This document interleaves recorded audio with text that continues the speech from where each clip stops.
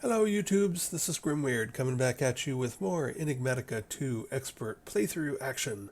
This is world number 2. So if you watched any of my first Enigmatica 2 Expert mod pack playthrough, you would notice that I went up to about 137 episodes. I was getting pretty far in there. We had closed a ton of chapters. Pretty much had just a few odds and ends here and there, and then the Draconic Evolution and Avaricia and creative type stuff for the sort of in-game left. Unfortunately, my world got very unstable, and I just got really frustrated with it, and so I decided to sort of pull the plug. I was getting really frustrated with it. I even had to back it up, or restore it from backups a couple times, um, and so that was just getting pretty tedious. So the other thing was that um, I sort of vastly exceeded my bandwidth allotment from my cable internet company, uploading tons and tons and tons of videos, 137 of them, in December and November, and got myself a nice little bill because I exceeded my limits. So I'm going to have to sort of really pare down how much I show. So basically, I've started over in a new world, but I'm going to basically only upload maybe an hour every couple, 3 or 4 days, just to protect my bandwidth allowances. So if we take a look at this new world, basically I'm moving much faster this time, is one thing. Now that I'm familiar with Enigmatica 2 Expert and familiar with these mods much more so than I was before. My last playthrough, I hadn't even played most of these mods before, and wasn't really that familiar with modded Minecraft anyhow. But now I know what I'm doing a lot more, and so I'm a lot more directed and a lot more, I know what I want to do. It's not going to be the same order that other people do stuff, but it's what's important to me. So basically, when I zoned in this sort of snowy forest area up here, and as I often do, I wanted to find a bunch of villages to plunder in this expert mod pack.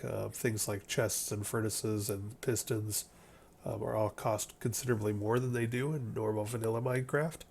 So stealing a bunch from villages can really be helpful. You can often also find a ton of just stuff like food and weapons and wheat and seed and etc. And also they're a good place for getting emeralds.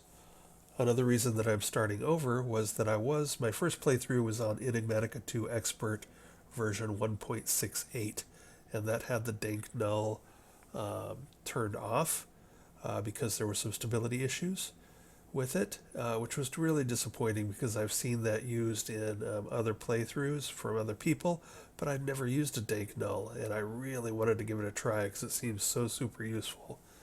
But I noticed that in 1.75 of Enigmatica 2 Expert, they have put it back in along with some other changes. But when I tried to update my old unstable world to 1.75, things got worse, and so I just said, bag it, I'm out of here.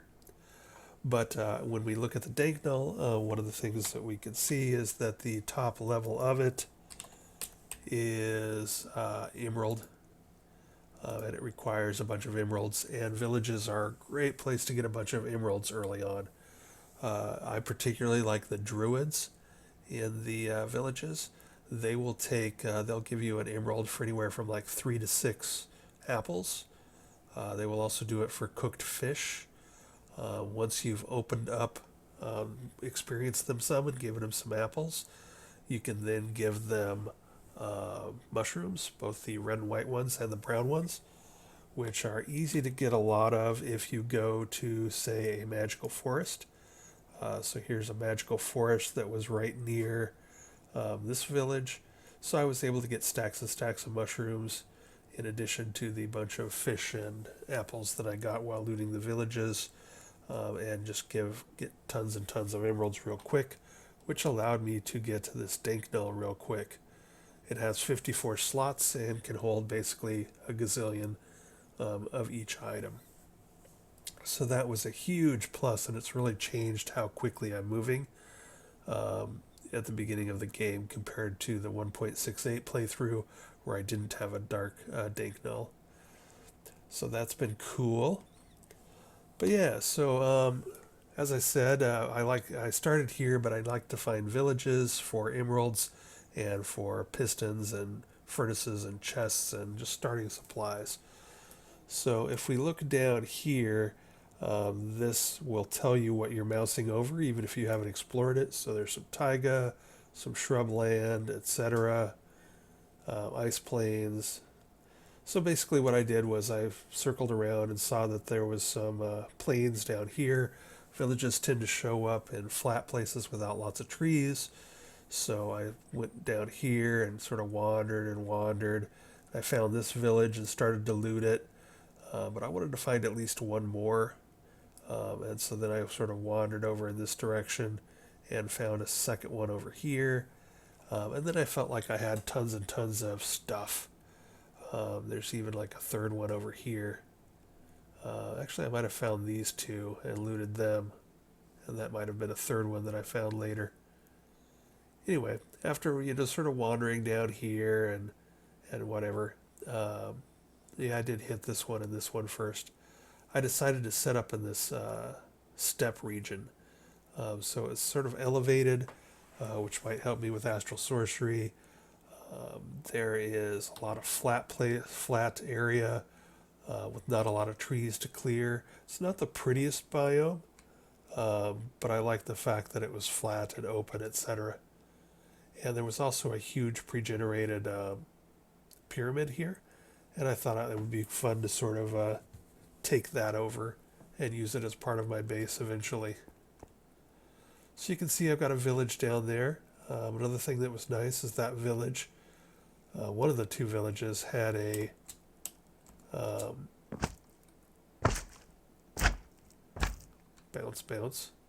had a peace candle, which prevents mobs from spawning in a 3-chunk radius, center to center. So basically, if we take a look at that, if we zoom in here, basically it prevents spawns to 1, 2, 3 to about here, and 1, 2, 3 about here. So basically a big old square around here. And that gave me a nice starting area. So if we take a look at things, if we take a look at priorities and what I'm working on, you got to get stuff. So of course I had to make some pickaxes and get into my whole Tinker's Construct, smeltery and whatnot. But then the other kinds of things I think about are, inventory management, traveling, armor, power storage and generation and transfer, all of those kinds of things. So when I first got here, I decided to set up shop here.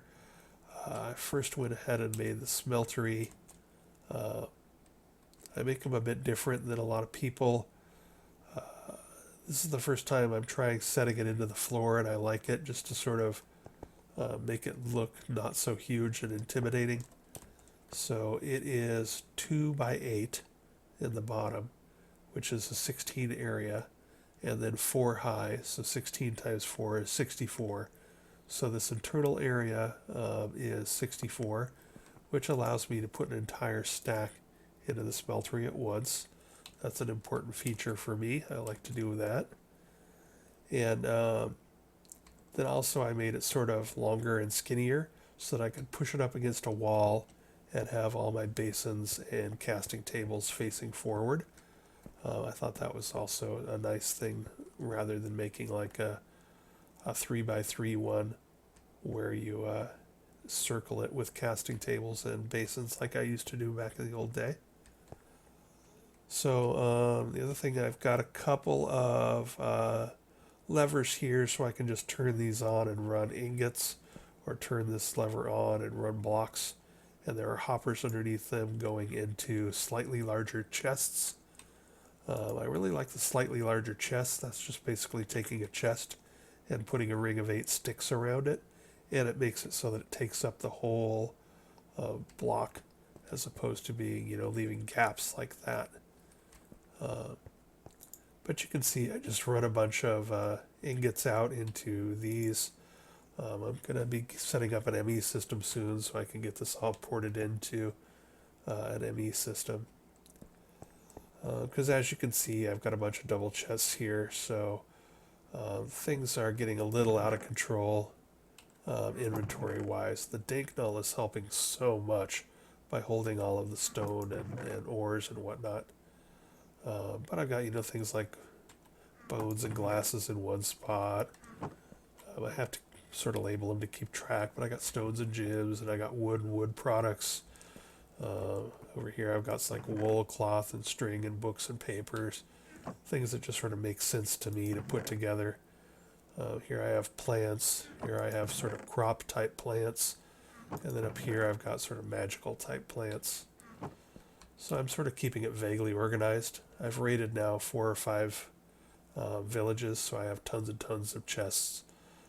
So it's easy to sort of keep things a bit organized. Especially with the dank null holding so much stuff. I've got 22,000 cobblestone in it, so that really helps. 9,000 stone. So that simplifies life a lot. So once I had a smeltery up and going, I really like to get myself to an unbreakable pickaxe real quick. So the first thing I did was to get some initial durability. Was I made myself a little pillar of cobblestone up to that slime island, and grabbed a bunch of slime, and I used the slime for, if we take a look at my tools, I use slime heads for all of my tools. The reason being, you can see the slime shovel has a durability of 1665. Slimematic has 1000 durability. So that's an awful lot of durability. So what that helps with in a pickaxe, an initial pickaxe, what I should go back and say, you don't even need to use the smeltery to make slime stuff. You can bake slimy mud in a furnace to get slime crystals, and then the slime crystals you can just use on a part builder like you would wood or stone. So even before you have a smeltery established, you can have a nice high durability pickhead. But anyway, I just came down here and I just started vein mining like crazy. As long as you have food, you can just go nuts and get all sorts of stuff. So I actually started up a little bit higher. Up at here to get plenty of gold and osmium. And then I went down below for more like diamonds and uranium. But you can see I just sort of went nuts and just sort of vein mined everything. Ooh, there's some more nickel up here. I need more nickel.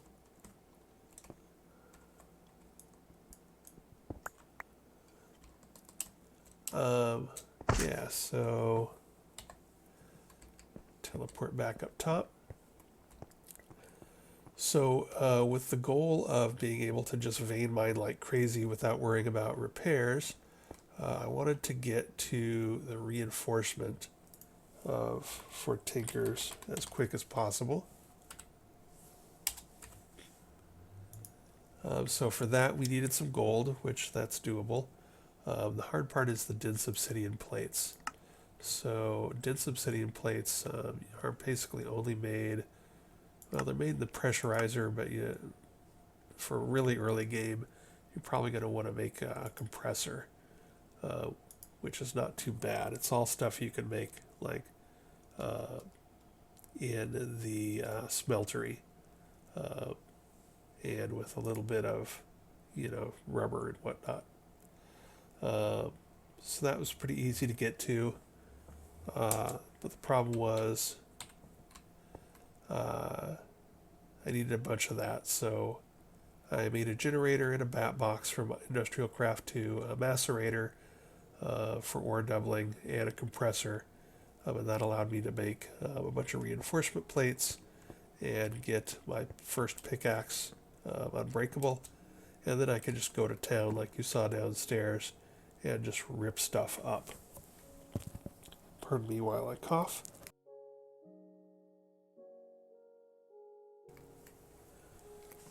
So then once I had lots of stuff going on, I wanted to be able to travel better.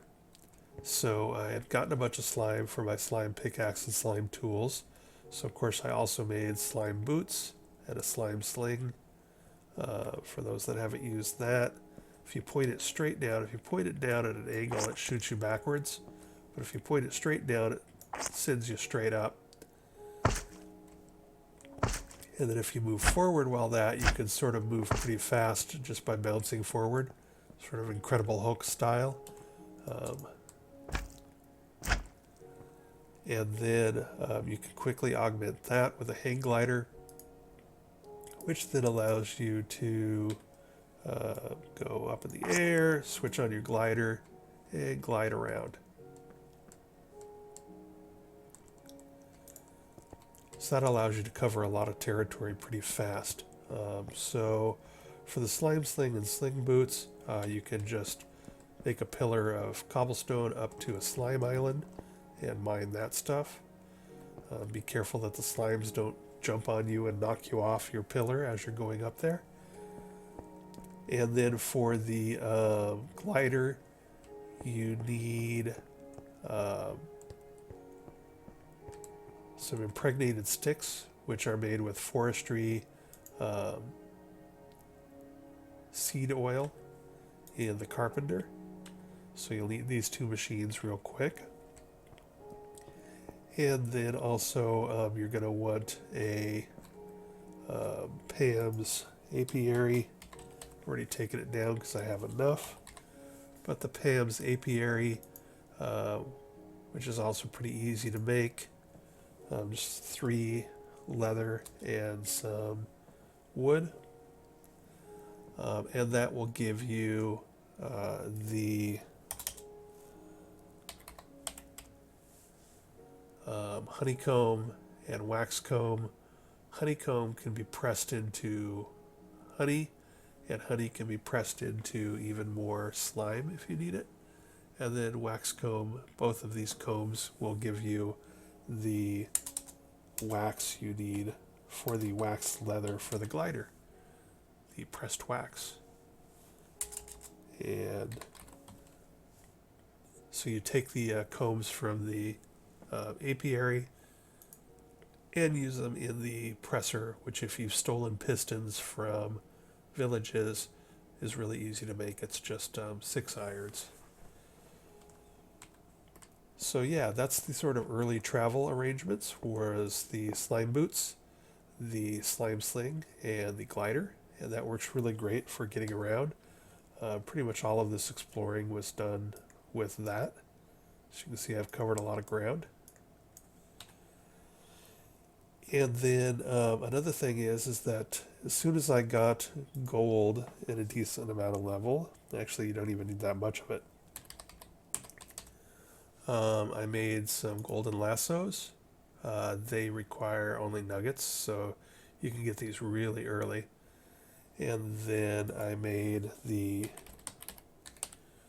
chicken wing ring, so that you capture a chicken. And then the hardest part of these, you need a couple of feathers, any feathers, some iron, and then a couple resonating redstone crystals. Now it does take some time and quite a few redstone veins to get these, but those aren't too bad to get. And then you can upgrade that with a squid to the flying squid ring. The chicken wing ring just basically gives you, I think, feather fall. I don't know, I didn't even really use it that much. But once you upgrade it with a couple diamonds and an ender pearl to the flying squid ring, that's what I've been using here. So you can see I've got Ring of the Flying Squid. And once you have enough GP from extra utilities to use it, when you hold jump, You can see that blue bar down at the bottom, down where my armor is. It will give you a limited amount of lift. So that's jump on, jump released, spacebar hit, spacebar released. So that gives you sort of some limited flight. And when you combine that now with the glider, you can really get some places, get going some places. Sorry, I need more ender pearls.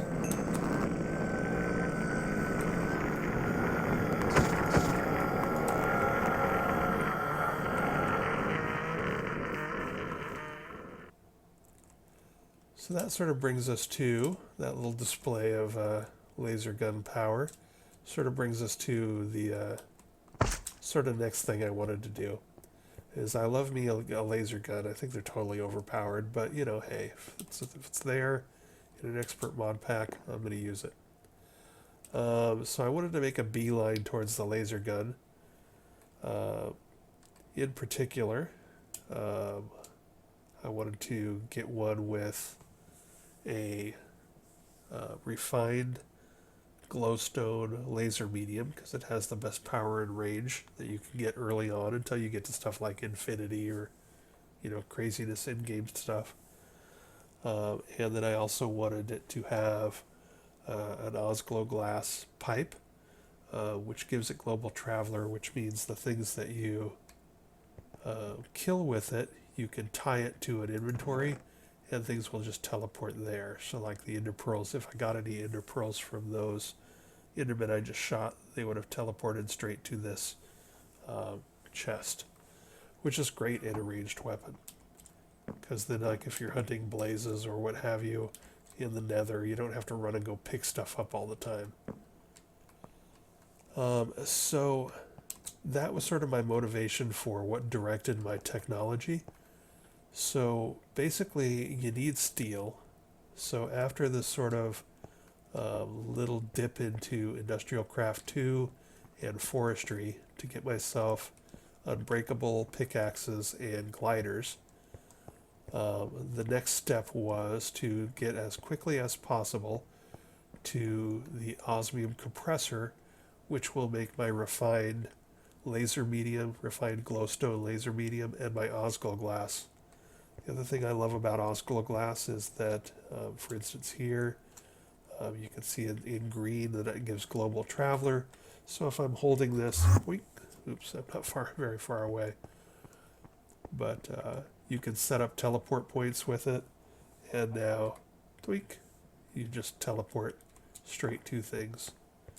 So I like putting Osglow glass on my tools, not only to teleport what I've broken to boxes, if I so choose, but also for the teleport advantage.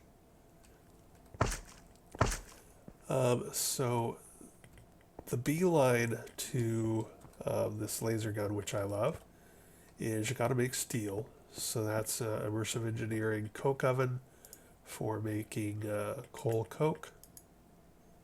Is that full already? Yes, close enough. And then also the what do they call that again? Blast furnace? No. Yes. So this guy. So to do this, I really needed to get some blaze powder. And usually I would run to a desert and get cinder pearls.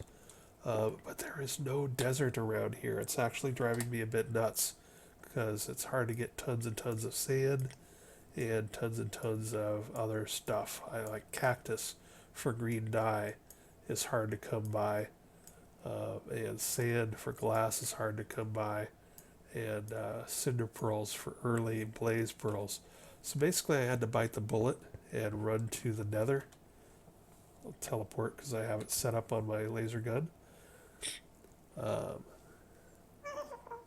So basically I had to get myself to the nether as quick as possible and start working on that. And it was sort of a pain. My login spot, get up here where we can sort of see it. kill a ghast. That sort of shows you why I like the laser gun. I just shot a ghast through a stone area, and also if it dropped a ghast here, it teleported to my box back in the overworld. How cool is that? Pretty damn overpowered. But anyway, if we take a look here, so sometimes when you go into a new dimension and you've got something like these, you might have to take off your squid ring and put it back on. And there, now it works. But basically, as I came in here, I came in right in the middle of a whole bunch of brambles and soul sand. So I was moving slow and surrounded by pokey bits. It sort of sucked. It was not an ideal. It was not an ideal zone in, and I'm hovering over an ocean of lava.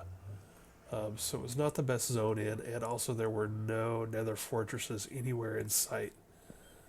So that was a bit painful, but basically what I did was, again, I just sort of dug through the soul sand just to get myself away from that garbage. And then I just sort of went nuts with vein mining. So I just vein mined all the way down here, giving myself a path of cobblestone to stand on so that I didn't actually accidentally drop myself into lava as I was moving through here. And then eventually I found my way out to a place where I could move around a bit more.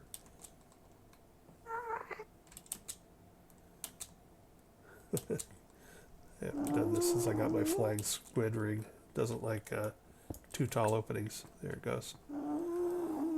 So eventually I was able to get out here and move around and dig around, and eventually way off in the distance found, where is it? Way off over here, somewhere over in this area, I found a nether fortress, but it took me forever. And the funny thing is that by the time I got to there, trying to find a blaze spawner that I could use to get the blaze I needed for blast bricks so that I could get some steel, I killed enough like flaming fox critters and used my sword on enough blazes at close range that I had enough blaze rods and blaze powder to do it anyway.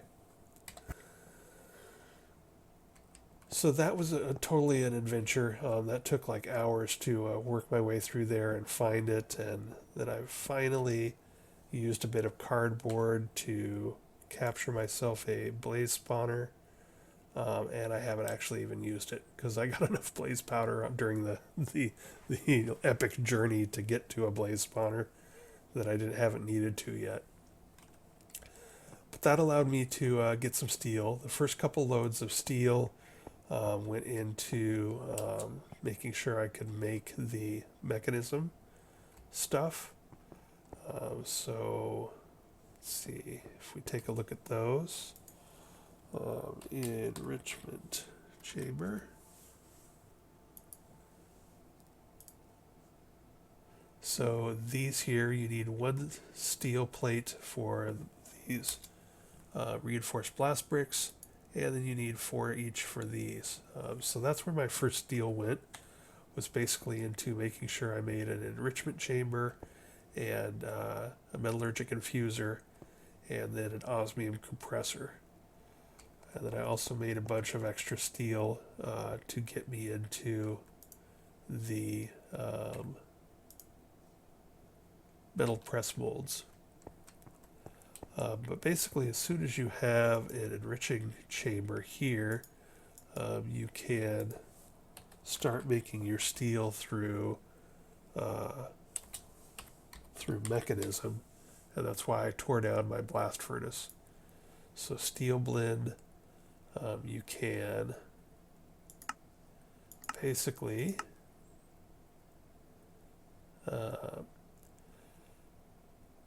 so what you want to do is you can take, in the enrichment chamber, you can take now either charcoal or coal, as opposed to the immersive engineering, you have to use coal. But charcoal, and you can turn it into compressed carbon. Now, one of these makes 8 worth of compressed carbon. It makes 1 compressed carbon, but that acts as 8 pieces of charcoal. When you then go to the chamber here. So in the metallurgic infuser, you can use compressed carbon on iron to get enriched iron, and then you've got to feed it that enriched iron back through and put more compressed carbon in it to make steel.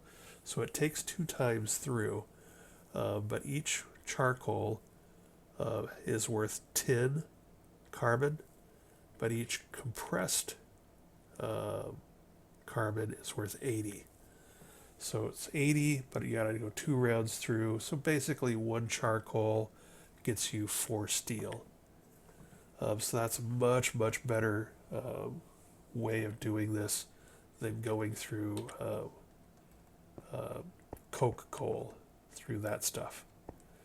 So by using your first steel to get to an enrichment chamber and a metallurgic infuser, you can now make your steel through that. The steel blend you can then just smelt normally into steel. So, piece of cake. So by making my first couple stacks of steel into these 2 things, that now made it so I don't have to use that slow coke coal and immersive engineering method of making steel. So that was a top priority to get to my osmium compressor, which then allowed me to make the refined obsidian and the refined glowstone. And that's really all it does, is make those 2 things, which basically takes dust and puts osmium in it. But that allows me to then make the Osgold glass and the other things that I needed to make my fancy laser gun. So we can see here that Osgold glass is molten osmium and refined obsidian and refined glowstone. So that's what I did, and that's how I got my fancy laser gun, which just kicks ass. The refined glowstone gives Illuminati, which outlines things at close range. So you can see it's not a huge range. But, you know, if you're wandering around through like a close quarters, you can see outlines of them. And the laser guns shoot through walls. So I could actually shoot these animals through the walls, as I did with that ghast. So that's just wonderful. And it's got a nice range. And the Osgold glass means that anything I shoot, see, gas tier. That gas tier is new. And I got that when I shot that ghast. So it didn't fall in the lava. Because my Osgold glass Global Traveler is tied to this Monster Drops chest. So anyway, that sort of explains why I sort of took the path I did. These 3 machines were to get me to Unbreakable pickaxe. These 2 machines were to get me to a hang glider. And then the coke oven and blast furnace were to get me steel to go to the enrichment chamber and the metallurgic infuser and the osmium compressor. And then boom, I felt like I was sort of good to go. Now that just leaves me to talk about power. So this first part here was done with this crappy ass generator, which just burns charcoal or coal for power. I didn't need to use it that much though. These I used the like clockwork one where you click on it to get power, which I hate, but I didn't have to use it much to get my hang glider. So the next thing is, a lot of people go with like the immersive engineering windmills or water wheels, but I really sort of dig the thermoelectric generator. So if we take a look at that, at thermo, oops, nope, at immersive thermo. So that's this bad boy. It takes a decent amount of copper wire, which isn't too hard to make. As soon as you can pour plates from your smeltery, you can do that pretty easy. It does take a decent amount of copper. Fortunately, where I zoned, the one fortunate thing about zoning into the nether in that crappy place at Y80 was that there was lots of netherrack copper there. So I got lots of copper as I was digging around there trying to figure out how the hell to find a nether fortress. Take some constantan, which is nickel and copper. So you did need to hunt around a bit for some nickel, which is why I'm still short on it. And it required some steel. So this is another place where my first couple of immersive engineering stacks of steel came in, was to make a bunch of these thermoelectric generators. Now what these do, if you're not familiar with them, is they generate power based on a heat gradient. So you can have, a lot of people just use water and lava. So you put them down on the ground with holes around them, and then you would surround it with like water for cool, lava for hot, water for cool, lava for hot. And so then you have it two ways. You'd have like cold, hot, cold, hot.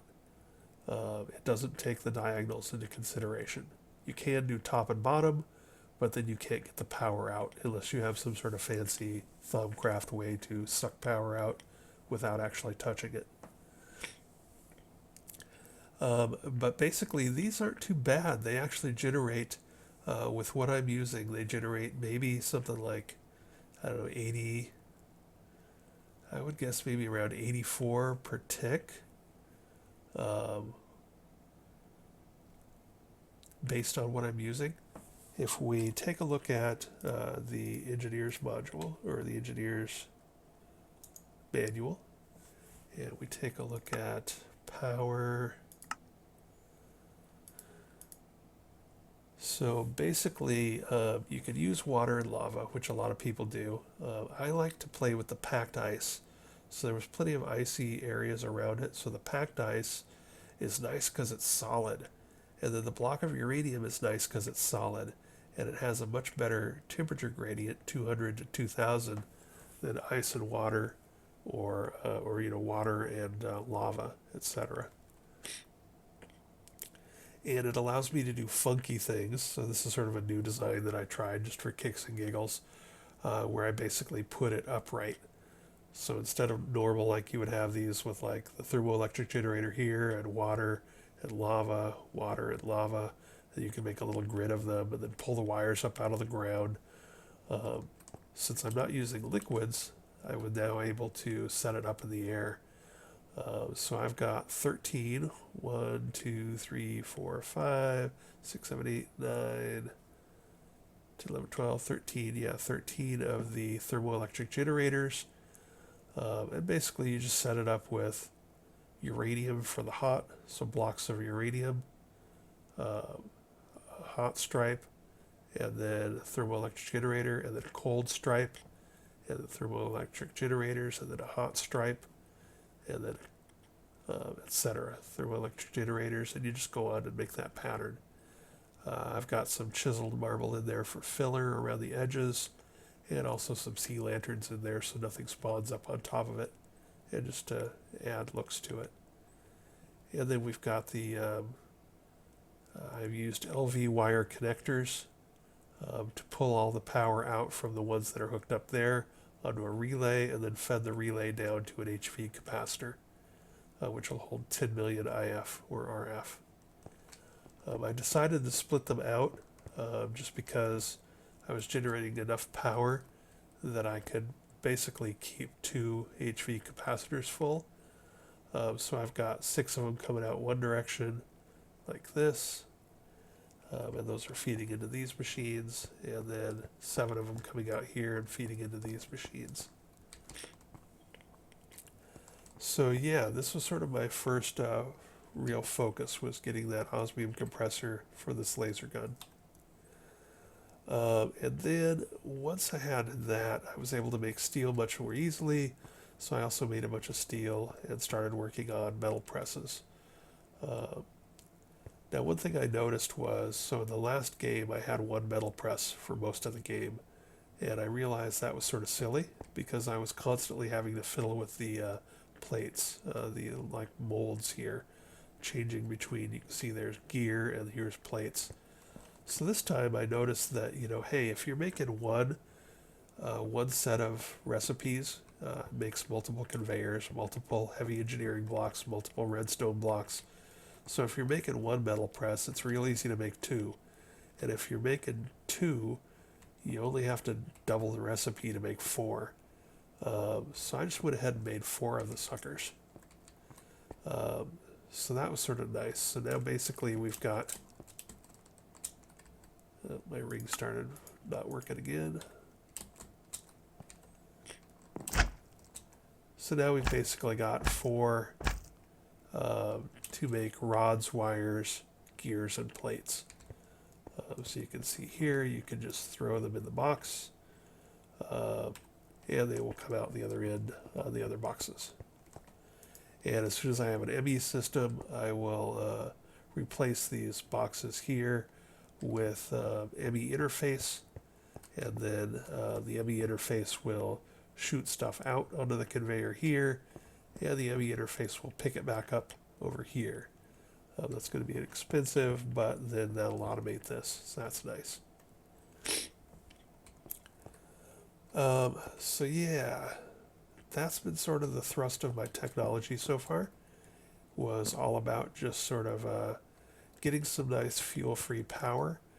This is generating, I think, around 1100. This array in total is generating around 1100 RF per tick, which is plenty for early game. And as soon as I got a laser gun, I went out and killed a couple dragons and a cyclops, and I got some Californium. You can see it easier over here. So the Californium is sort of nice because I was able to make a couple of Californium RTGs. Those, I think, generate around 750 RF per tick, or FE in this case, forge energy, but essentially RF. And so I threw one up over here to power these machines, and threw one up over here to do these machines. So that was a really nice bonus. Once I had the laser gun, killing dragons was pretty easy. I could just hide under a tree and shoot them through the leaves and stuff. And I was able to, in two dragons, find two Californium, which is the top end RTG. And those are nice because, again, it's fuelless power. It just sits there and makes power. Boom. So from a power standpoint, the next thing I want to do is basically start saving up for advanced generators. So at advanced. And so that's going to be things like the gas turbine controller and that multi-block thing. And we'll feed that with biofuel turned into gas. But that's going to be sort of a next stage kind of thing. To prep for that, I am making some melons, though. One or two melons. The melons are going into both melon seeds for seed oil, and then also we're going to save some of them up and use them for some biofuel once we need it. So this is just basically a garden cloche. I've got a cooking for blockhead sink, a servo attached to a fluid duct, sucks water out, sends it into the garden cloche. The garden cloche has dirt and seeds, and it just pumps out melons. Piece of cake. Yeah, so I think that about covers where we're at. Things are going well. I've got to this position so much faster than I did on my first playthrough now that I'm familiar with these. You can see I've also got a cooking for blockheads set up, full of all sorts of food and stuff. So that's been going well. This was another thing that I set up just real quick and dirty early on to get ender pearls. So basically what's going on in here, let's see. I'm not going to open it up. You can use your imagination. What's going on is things are dying. What's going on is I'm getting ender pearls here. Initially, well, so what's in here? What is in here is, I think it's about a 11 by 5 area, so 55 blocks of dirt, which I did get 1 drop of evil when I was in the nether early in the game. So what I did was I put a dirt floor in this building, and then I covered it with vector plates. So if we take a look at those, vector plates, these are not bad to make. I have plenty of slime, of course, from raiding the slime island. And so then it's just stone and iron. So I made a bunch of vector plates to drive monsters into a spike. And if we take a look at the spike, I'm using the iron spikes. Now the thing about the iron spikes are, I'm not going to be spraying experience because I don't need experience from this. I put osmium tool handles on all of my tools, so I get tons of experience as I am mining. And I'm not using the diamond spikes, which means that all of the armor drops don't come off of the monsters. So I'm not plugging up all of my works with armor drops. So basically what I wanted here was lots of inferium essence and string and gunpowder, and, you know, ender pearls and what have you. When it first started, I also got lots of bones and flesh and whatnot, but I have since filtered those out. But the main thing I wanted was ender pearls, and I was able to get some initial ender pearls pretty easily with this, enough to do all of my major crafting from early on. It's not enough to do like tons and tons of junk, but it's enough to get the job done. And then in hunting, I did get some drops during hunting, and did get I'm wearing a little bit of armor. But to be quite honest, I wasn't really getting into a lot of fights, so I wasn't too worried about getting armor. In fact, I haven't even set up an enchanting table. I have a couple enchanting tables that I stole from cathedrals and villages, and I have a ton of bookcases. But I haven't actually done anything with them yet because I have tons of experience points. I've just been shoving them in this experience pylon so that I don't lose them. And these aren't enchantable, and so I just haven't really cared. Anyway, back to it. So so that was the other thing that I had done, was put that in place. So now let's talk about future plans for a moment. So what am I going to be doing over the next few days? If we take a look here, power transfer, I'd really like to get some basic universal cables going so that I can power some IC2 stuff with RF. With IC2 needing its own power source, but the power generation in IC2 being sort of a pain in the ass. I want to be able to use these basic universal cables to basically take the power that I am generating and automatically convert it over to something usable with IC2. So for that, I needed to, get my extra utilities up and going, which I have now, to use my flying squid ring and to get into this stuff. Electrical steel. I've got an alloy furnace, so I can do that. I can make steel pretty easily through mechanism now using steel blend, and using the nuclear craft alloy furnace I can make the Ender IO stuff pretty easily. That's a good shortcut to talk about, is that the alloy furnace was another thing that I pushed for pretty early, because you don't need to wait until you get Ender IO opened to make all of this Ender IO type stuff, like the pulsating steel and the vibrant steel, or electrical steel, or all that garbage. You can make it pretty fast and easy through the alloy furnace. And this isn't too horrible. Bricks, of course, are easy. A furnace is easy, especially if you stole it from a stuff. You can see we got some copper, some tin and bronze. Getting into these, you need some lead. Really, there's nothing super complex about getting into the nuclear craft alloy furnace. So I highly recommend that as an early machine. It's the next thing where I built right after my first mechanism machines was the alloy furnace. But yeah, so we want to get into. I've sort of set up some bookmarks here. Before we get too much further, we're going to have to make an empowerer and figure out how to get it powered so that we can make the empowered crystals. We're going to need that for a lot of recipes. It's about time that we got into the ME system. So we're going to need an ME controller.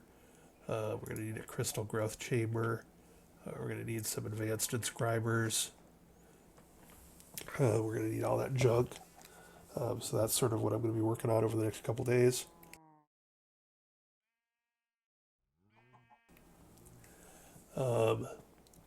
The aesthetics of the base suck, obviously. It's just a big flat open area that's lit up with a wall to keep monsters out.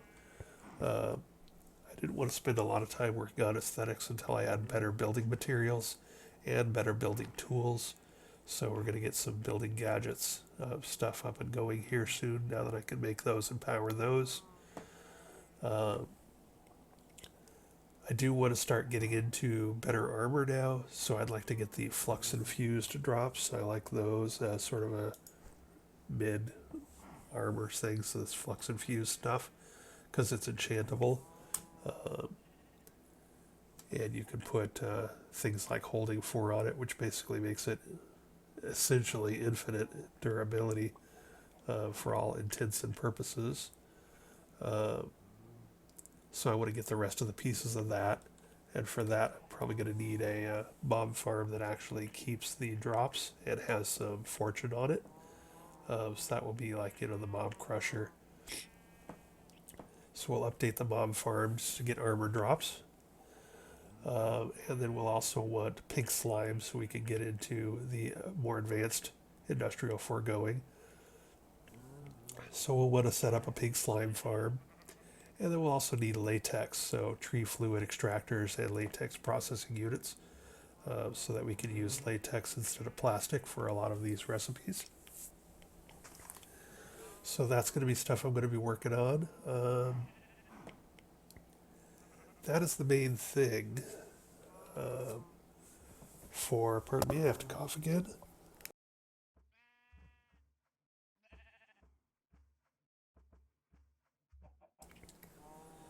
For travel, the only other thing we want to do is get the angel ring. For that, we're going to need a trip to the end, which I probably will do as soon as I have a good set of armor.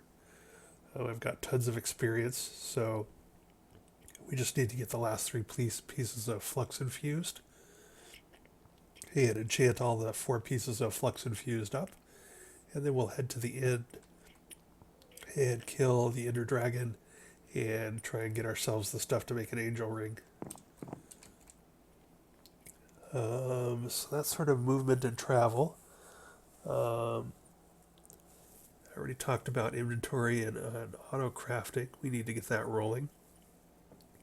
So we're finally at a place where basically I need to mine a bunch of Certus quartz and charge Certus quartz and get that moving forward.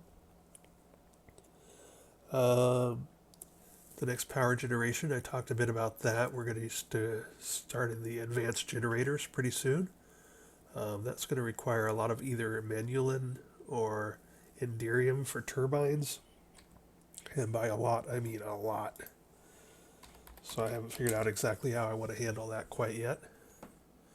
Last time I made Manulan turbines, 30 of them. Each one requires 1, 2, 3, 4, 5, 6. That wasn't too bad.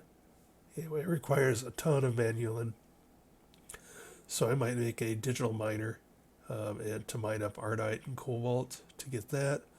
Or the other option is potentially Enderium. And Enderium is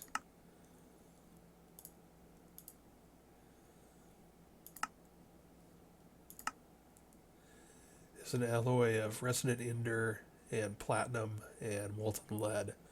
So we'll have to see. The first time I didn't use this because I didn't feel like I had enough platinum and ender crystals to do it. But maybe I'll try this and see this if I can do it this time. I don't think I have enough ender, but maybe I can work on that and see how much it'll actually take. And make the Enderium turbines, which are actually even better than the Manulan turbines. So when I made the Manulan one, I think the biggest one with 30 generators was up around 60,000 RF per tick, which was plenty until like pretty late in the game. So we're going to try and get to that as our next power step. So for power storage, we'll probably go with a mechanism induction multi-block. For power transfer, as mentioned, I want to get to these mechanism basic universal cables and the upgraded universal cables, just so that I can use them for both RF and IC2 power, because they convert automatically. And then we'll want to get to some power cells, which as soon as we have some pink slime, we can get into power cells, which allows you to then get some wireless power transfer in action, which I enjoy. And then even better, we'll go on to flux networks once we get far enough up ahead to make the flux points and the flux plugs and get some true good wireless power going. So that's basically what's going to be going on ahead. So things are moving fast, obviously. So I'm pretty far along for a first episode. I was toying with whether or not I would even do any filming of this playthrough because of my internet bandwidth issues. But now that I've sort of taken a look at what my baseline internet bandwidth use is from watching all of you guys do your Minecraft playthroughs and also all of my YouTube surfing, I now realize that I've probably got enough that I could do, 2 or 3 hours a week and probably be fine without shooting my bandwidth in the foot. So this is sort of a recap of what's been going on in the first, I've been playing maybe probably about 30 hours of playtime so far, so like about a week, including a weekend where I played a bunch. And we'll probably start trying to put in sort of recaps of progress made every 3 or 4 days, just to show you how things are progressing. Less of a let's play and more of a, progress reports on how things are changing. Anyway, that's it for now. Thanks for watching. If you have any suggestions about things that I could do, I'm constantly learning new tricks and new ideas from watching other people's YouTube videos. And I love to hear suggestions of things that I could be doing different or things that I may not have tried yet.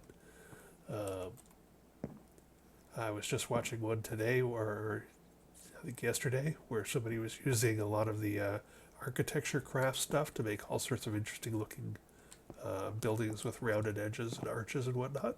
It was pretty cool. I haven't tried any of that.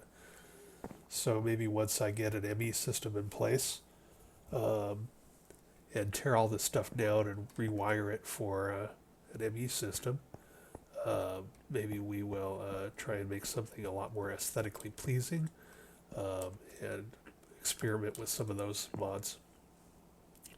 Anyway, until next time, thanks for watching, and I'll talk to you later.